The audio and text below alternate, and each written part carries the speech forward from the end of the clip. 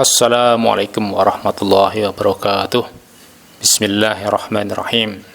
Alhamdulillahirrabbilalamin. Apa kabar Bapak, Ibu, saudara-saudara sekalian, adik-adik semuanya?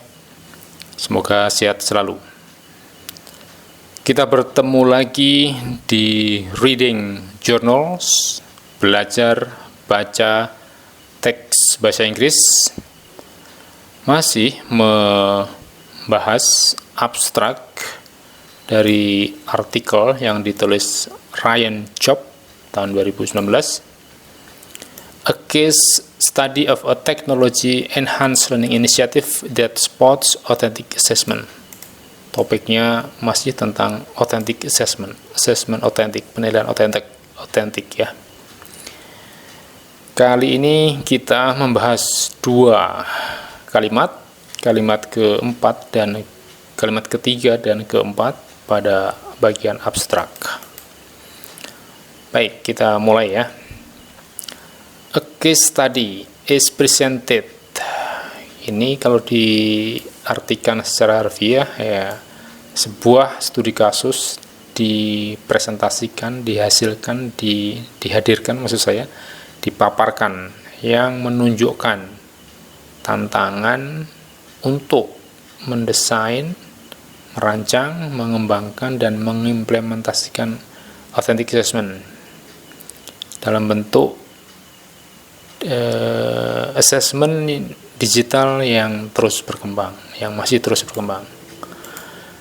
Nah, paham nggak Anda kalau diartikan dengan cara seperti itu? Kurang enak di telinga, dan saya kira kurang mudah dimengerti ya. Nah, maksud kalimat ini apa sebenarnya? Nah, saya memahaminya begini, artikel ini merupakan hasil penelitian studi kasus. Mana yang menunjukkan artikel ini ya? Tentu saja konteks abstrak ini bicara tentang artikel ini. Artikel ini merupakan hasil studi kasus, ini case study. Terus yang demonstrate, yang memaparkan apa? Challenge, tantangan of designing, tantangan dari mendesain, tantangan memaparkan bagaimana tantangan. Nah, saya tambahkan bagaimana supaya lebih jelas maksud kalimat ini. Artikel ini merupakan hasil penelitian studi kasus yang memaparkan bagaimana tantangan untuk merancang atau mendesain, untuk mengembangkan dan mengimplementasikan authentic assessment in the form, dalam bentuk. Nah, ini di sini kita agak panjang ini ungkapannya, ada 1, 2, 3, 4 kata ya. Mengartikannya dari mana? Dari assessment dulu, assessment. Terus assessment apa? Assessment digital. Walking tour, apa artinya walking tour? Walking tour itu artinya masih terus berkembang. Kalau arti harfiahnya ya apa? Sightseeing, jalan-jalan, piknik gitu. Tapi di sini artinya assessment digital yang masih terus berkembang itu. Jadi artikel ini merupakan hasil penelitian studi kasus. Studi kasus ya salah satu metodologi penelitian ya, ada metodologi penelitian yang lain. Ya misalnya grounded research, misalnya narrative research. Nah, kalau ini studi kasus. Artikel ini merupakan hasil penelitian studi kasus yang memaparkan bagaimana tantangan untuk mendesain, untuk merancang, mengembangkan, dan mengimplementasikan assessment otentik dalam bentuk assessment digital yang masih terus berkembang, yang juga terus berkembang assessment digitalnya ini. Nah, ini subjeknya, ini is presented adalah verbnya, verb dari ini juga verb yang menerangkan ini. Mudah-mudahan bisa dipahami ya, mudah-mudahan video ini bisa memperjelas makna kalimat ini. Kemudian kita lihat kalimat yang nomor 4, evidence from the study Ini adalah subjeknya. Verbnya mana? Shows. Verbnya shows. Ini arti harfiahnya. Kalau kita artikan secara harfiah, kita pahami secara harfiah.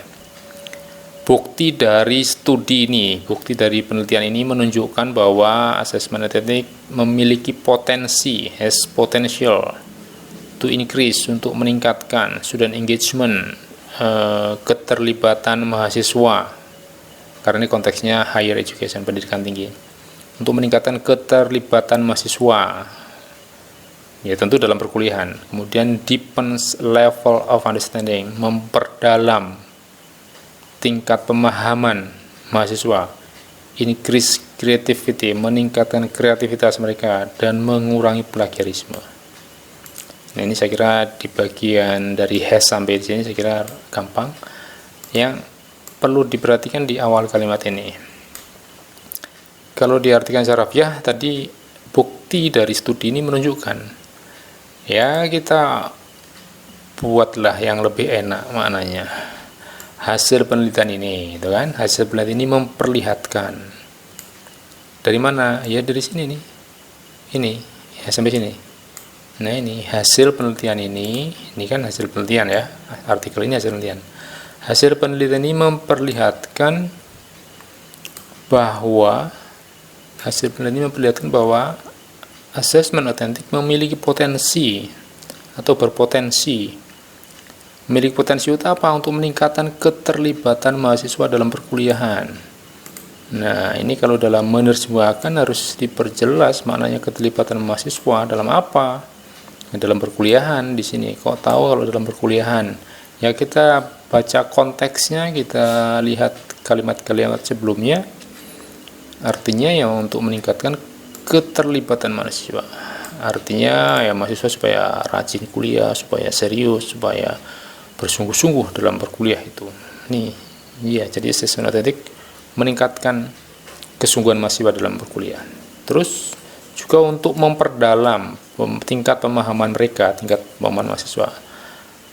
Nah, apa yang memperdalam? Yang memperdalam ya asesmen otentik. Jadi ini memperdalam ini setara dengan meningkatkan,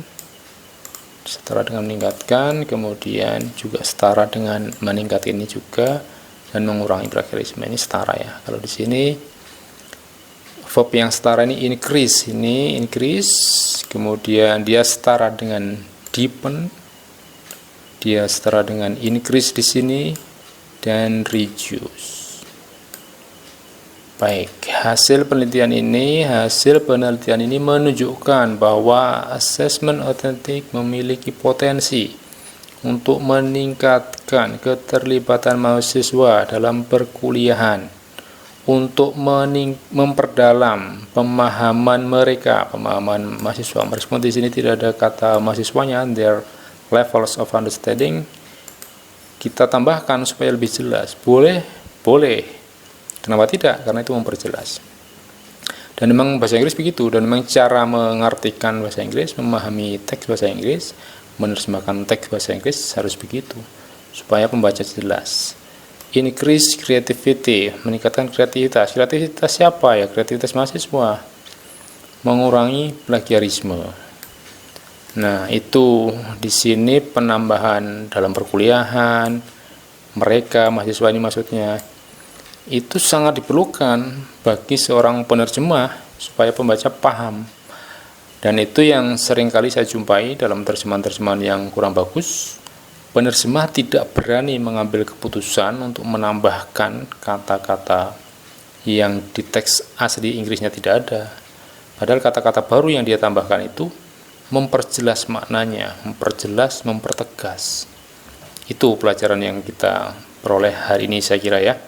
Jadi kita harus tegas memahaminya, harus jelas, supaya kita sendiri jelas dan pembaca kalau kita menerjemah juga jelas.